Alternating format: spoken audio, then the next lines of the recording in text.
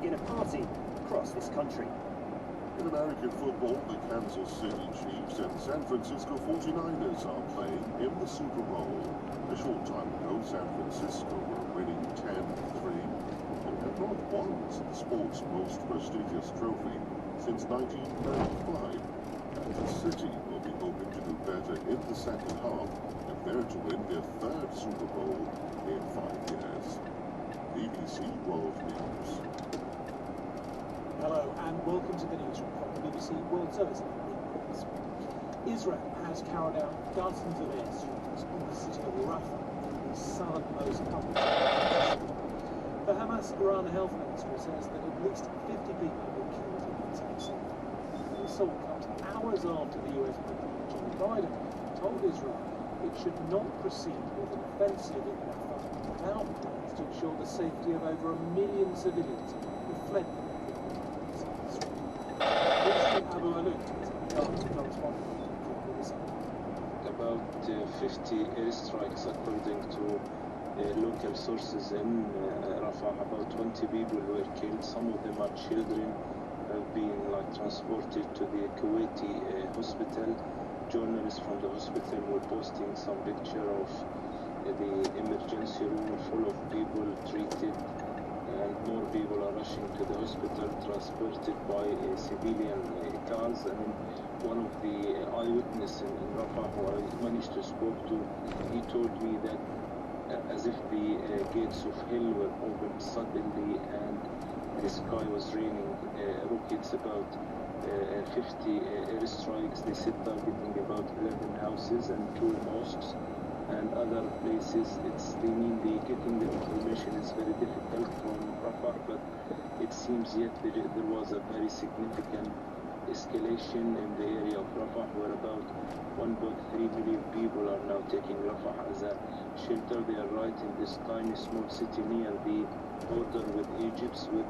There was some sort of rumors about tanks moving into the city, but we just confirmed by some security sources inside the city and some local journalists that there is no any sign of Israeli tanks moving into the city of Rafah. But what happened is intense Israeli airstrike targeting many areas inside the city. Some of the targets were right on the border with the Egyptian side, and initial report is talking about 22 people killed and over 100 people were injured.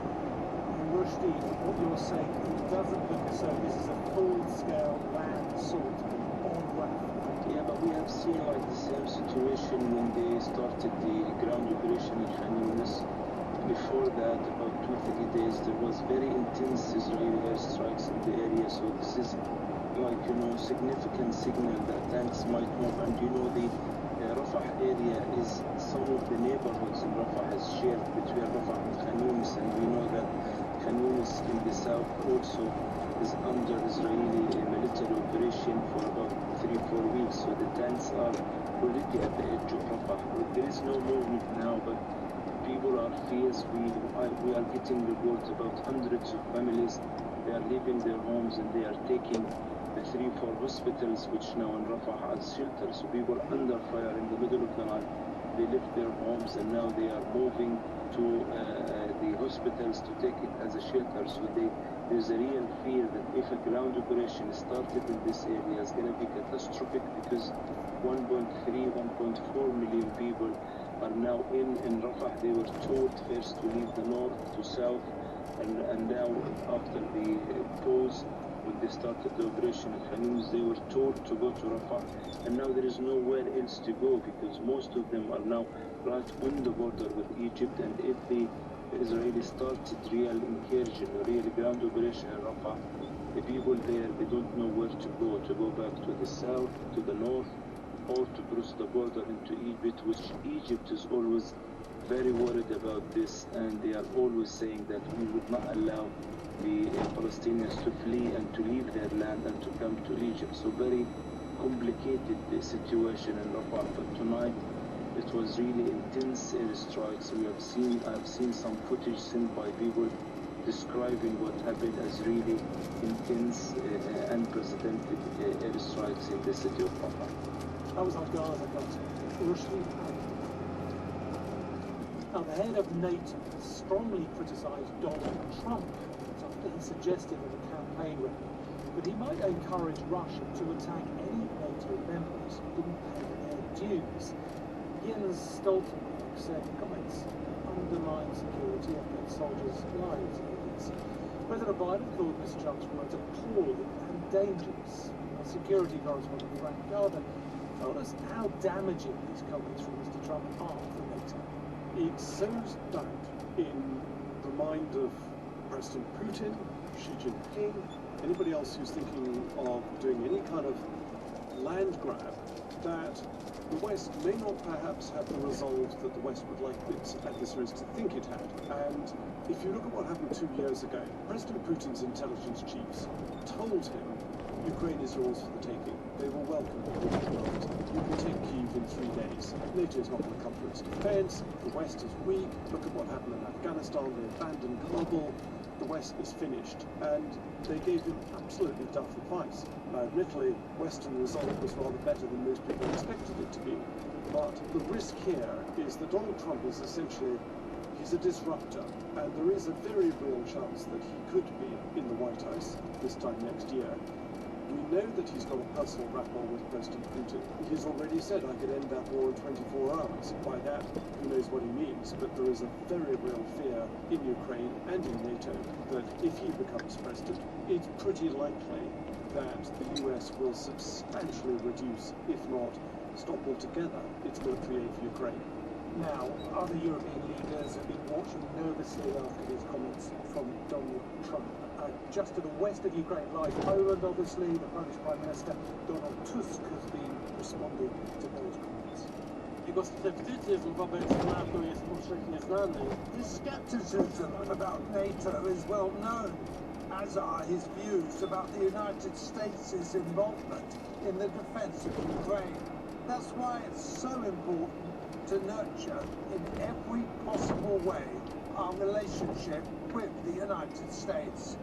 Nothing can replace American power when it comes to the security of the Western world. But we also need to wake up Europe. Frank, what could he mean by that? What sort of contingency plans could NATO members have in mind? I think what he is referring to there is that he would like to see NATO countries move closer to being on a war footing economically. Russia has ramped up its economy so that it's on a war footing. It is now devoting roughly 40% of its national income, not its GDP, but its national income, to defense. NATO is nothing like that. So there are a number of people saying, wow, we are in 1937 here. This is so very reminiscent of the dark days before the Second World War, where Western Europe essentially sleepwalked into the Second World War. And some of the comments that have been coming out of NATO chiefs and leaders of NATO countries are words to the effect that once President Putin is finished with Ukraine, he will rebuild his army and he will have a go at countries like Poland, Estonia, Latvia, Lithuania, countries that used to be in Moscow's orbit, and manufacture some excuse, some pretext for sending his army in there, and it'll be a reinforced, reinvigorated army. Because what Russia is doing right now is churning out massive amounts of munitions, low quality, a lot of them are rubbish, but Russia believes in mass, and it wants to first of all overwhelm Ukrainian defences so that it prevails in Ukraine, and then rebuild its strength to the point that it could potentially be a threat to Western Europe. That was our security correspondent, Frank Gardner, and it's 14 minutes past 9. This is a sports newsroom. Here's Colin Harrison. Thanks very much, Nick. We're going to start with the news that Ivory Coast have won the Africa Cup of Nations. The host nation, of course, they scraped through the group phase. It's one of the best third-place teams, but beat Nigeria in the final and came from behind to do it, winning 2-1. Ian Williams reports from Abidjan. This result completes a fairy tale Nations Cup for Ivory Coast. You have to remember, the Elephants sacked their head coach before the end of the group stage following a 4-0 defeat.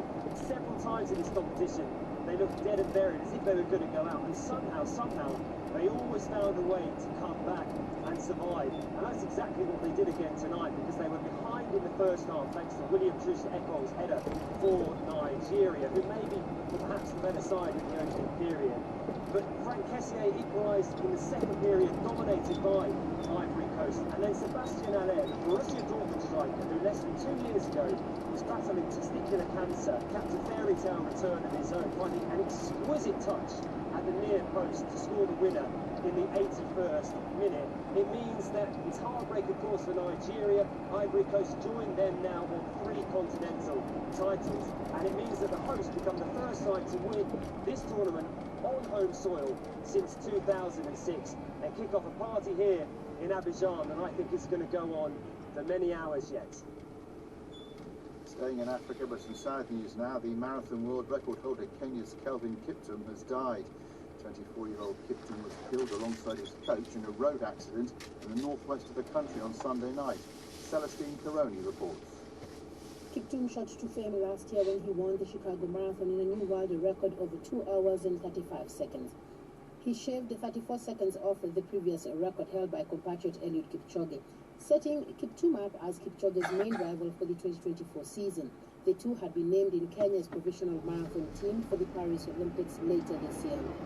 Just last week, his team announced that Kiptum would attempt to run the 42-kilometer distance in under 2 hours at the Rotterdam Marathon, a feat that has never been achieved in open competition. Among the tributes being paid to the athlete on social media, Kenya's official opposition leader Raila Odinga posted that the country mourned the loss of a true hero, and while athletics president Sebastian Coe called Kiptum an incredible athlete who has left an incredible legacy.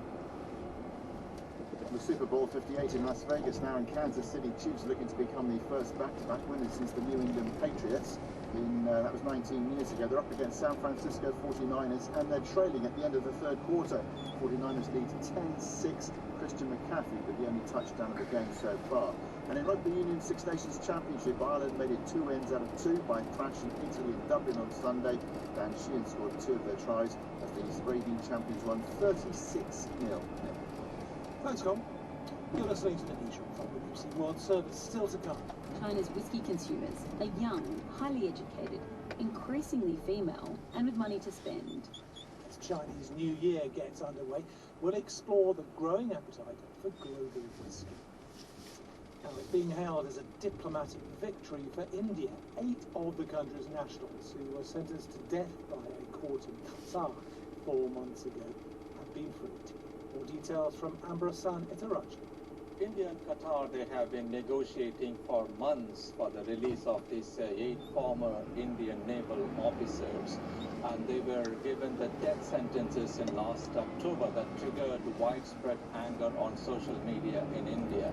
In fact, one of the Indian media report was saying that Prime Minister Narendra Modi personally raised this issue with the Emir of Qatar on the sidelines of the COP28 meeting last December in Dubai.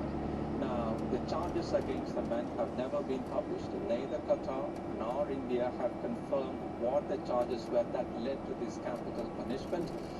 But then, the Indian media report suggested that they were accused of spying for Israel. So these men were working for a Gulf-based private company that worked with the Qatari Defense Forces.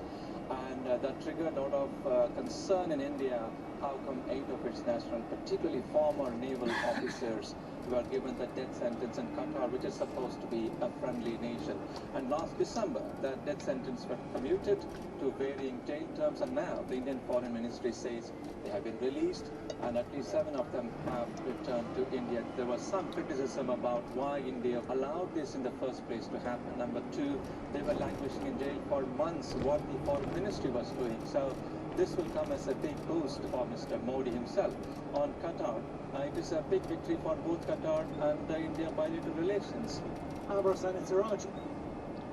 Now to Brazil, where a senior military officer has been arrested for his role in a plan to overthrow the government. Colonel Bernardo Correa Neto was previously an aide of the former president Jair Bolsonaro. Bernardo Rocha are America's regional enemy. He's been accused of organizing a meeting with some Army Special Forces in November 22. That was 4 weeks after President Jair Bolsonaro lost the presidential election to his left-wing rival, Luiz Inácio Lula da Silva. So this colonel is accused of holding a meeting with the special forces, allegedly to plan a coup. So they would take part, it would be an important part of a military coup that would keep Mr. Bolsonaro in power and prevent Mr. Lula da Silva from taking office about the month. Now, he's one of several members of the military who've been arrested in recent days. What's been the reaction to these arrests from Mr. Bolsonaro himself? Well, when the operation was launched, that was on Thursday, that was a big thing in Brazil, and one of the main things, many people were expecting Mr. Bolsonaro to be arrested. There was a lot of doubts about that, and eventually the former president was forced to surrender his passport so that he doesn't leave the country. 3 other people were arrested, all military officers, accused of taking part in this big plot that was allegedly organized by Mr. Bolsonaro. The former president has been speaking to many outlets in Brazil, and he says it's so wrong. He might have discussed options during meetings, but he never plotted against democracy. What he says is that the left controls the government, that the Supreme Court is hostile to the right, hostile to him, and that they did all they could to favor the left-wing candidate in the election. And he said something needs to be done.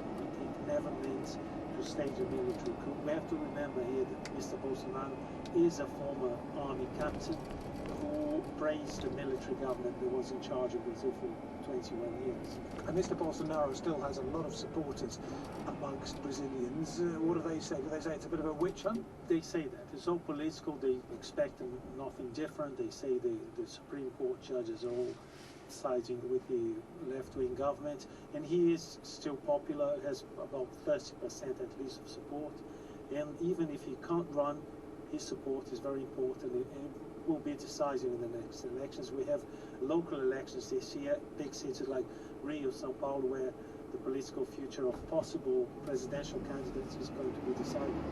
Leonardo Rocha.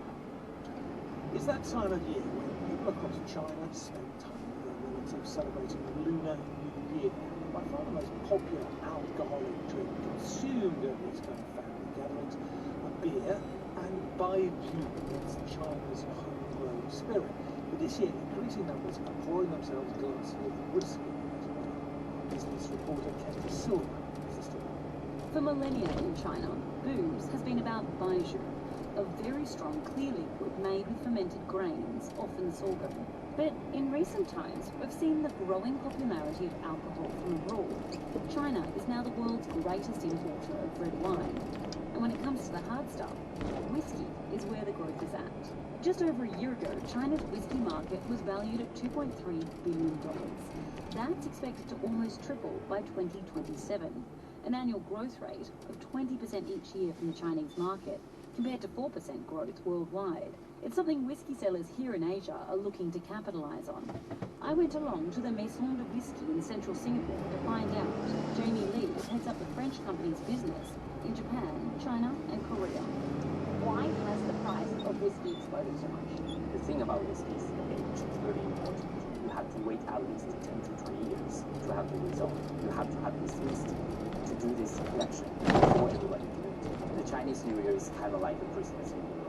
It's like festive and people want to spend money, buy a nice gift, and have something memorable. So whiskey is part of it. International brands are taking the made in China route to cater to this growing demand. The French alcohol company Pernod Ricard, behind such brands as Jameson, Beefeater Gin, and Absolut Vodka, is ploughing $140 million into a production base in the Sichuan area. It's a UNESCO World Heritage Site with mineral water and year-round precipitation. Perfect conditions, apparently, for whiskey making.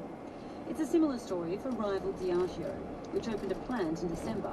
Diageo and Pernod Ricard are battling to be the world's top spirit maker, and the potential for an emerging market like China makes it a key battleground in that fight. Diageo says demand is so strong, there's space for everyone. It helps that many young people in China are shunning baijiu in favour of less alcoholic international options, as Alison Malmston from Daishu Consulting explains. Baijiu doesn't necessarily satisfy some of the modern demands of Chinese liquor consumption, which include bar hopping and mixology. She says China's whiskey consumers are young, highly educated, increasingly female, and with money to spend. It means international whiskey makers are in high spirits as they look to take a big gulp of the market. Katie Silver. Could it be third time lucky for Carey Mulligan next month's Oscars? The British actor has been nominated for an Academy again this year for her performance in Maestro about the life of the composer Leonard Bernstein. She's been speaking to my colleague Katie Wilson. And if nothing sings in you, then you can't make music. First nominated for a Best Actress Oscar for An Education, the coming-of-age story based on Lynn Barber's memoir. What you're telling me is to be bored, and then bored, and finally bored again, but this time for the rest of my life. Then again in Emerald Fennell's Promising Young Woman. What's my name? Sorry, maybe that one's too hard. Now she's up for Maestro. And while she says she doesn't think about awards when choosing roles, being in the race is always fun. It is really exciting. Principally because you get to be in a room with people that you really admire. I've introduced myself to everyone the last couple of months. I've been like, hi Jesse Armstrong, we've never met. Big fan of Succession. Maestro is co-written and directed by Bradley Cooper, who also stars as the conductor and composer Leonard Bernstein. Hello, I'm Lenny. Mulligan's his wife, actress Felicia Montelegre. I've been in some incredible, kind of overtly feminist films, which I've absolutely loved and relished being in, like Promising Young Woman, as she said, and Suffragette. What gave you the right to stand in the middle of a riot and watch women beaten and do nothing? I have resisted playing the wife to the great man, because I think there's obviously so much story in there. But what was amazing about this was that they wrote this character who was so well written, fully fleshed out, complicated, nuanced writing for a woman, and that in itself is such a feminist statement. It's just so ironic. I would look at everyone, even my own children, with such pity because of their longing and attention. It was sort of a banner I wore so proudly I don't need. Looking at this year, there are extraordinary roles for women, and progress isn't a straight line, but everything is moving in the right direction, and I see it definitely in the right year. Money? No. So how long do we have to do this for? Well, we need to build up a very strong connection. Mulligan's Maestro focuses on the complicated love story between Bernstein, who had male lovers, and Felicia. It has 7 Oscar and BAFTA nominations, including for Best Makeup, despite the criticism from some about Bradley Cooper's prosthetic nose. Did it worry you? It didn't worry me because I felt, Bradley's whole focus from the offset was how do I make this as real as possible to people who knew him, didn't know him, to his kids, to the people who grew up watching his young people's concerts. So I wasn't worried because I knew that when people saw the film they would realise, and that the family felt like, yeah, he looks like that. Big movie budgets allow for months of in-depth research. To prepare for their roles on Maestro, Cooper and Mulligan also did 5 days of drawing workshops together, described as tapping into their subconscious and bearing their souls. A little bit LA woo-woo, or did you think this works? I mean, whatever works, do you know what I mean? Like, we're actors, it's all quite woo-woo anyway. You can't go too far, really, as long as you're nice to people, and just do whatever it takes. Oscar hopeful Carey Mulligan there. Before we go, an update on that main story. Israel has carried out an intense aerial bombardment of Rafah in southern Gaza, where more than 1 million Palestinians have taken shelter over the last few months. Local residents told the BBC that as well as airstrikes, helicopters and boats took part in the attacks. According to initial reports, more than 50 people. That is it. Many thanks for listening. This is the BBC World Service, investigating journalists' ability to report freely in Greece. I'm Nikos Papanikolaou, and what I'm going to tell you sounds like the plot of a spy movie. My mobile phone started to act in a bizarre way. I was at the surveillance. You realize that your sources have been exposed. It's a tale of scandals, unsolved murder, and journalists becoming the headlines themselves. I would say that for the past 2 years, people are very concerned. They have been affected. We have been affected on the psychological level that it has been very traumatizing for a lot of people. Thousands of years ago, my hometown, Athens, was the birthplace of democracy. But could we their freedom be at risk in Greece today? Reporting Greece. Tuesday at 9:30 and 20 GMT.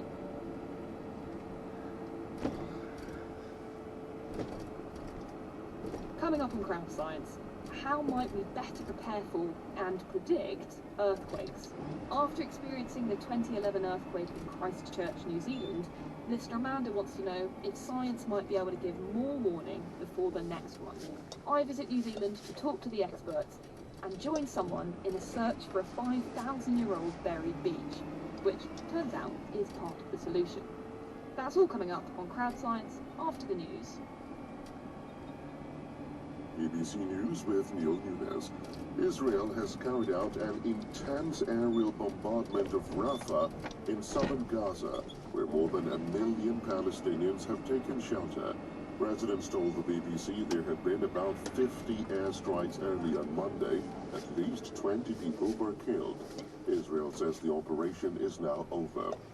Earlier, President Biden again urged Israel not to proceed with a ground offensive in Rafah without plans to ensure the safety of civilians. He made the appeal during a phone call to the Israeli Prime Minister. The men's world marathon record holder, Kelvin Kiptum, has been killed in a car crash in Kenya. He was 24. The sports minister described his death as devastating. India has welcomed the release of 8 of its citizens who were sentenced to death last year in Qatar. The charges against the former Indian naval personnel have never been published. The U.S. Defense Secretary Lloyd Austin has handed his duties to his deputy after returning to hospital. He was diagnosed with prostate cancer late last year. A Senegalese TV station that was shut down a week ago is back on air. Wolf TV had been accused of inciting violence with its coverage of protests against the postponement of elections.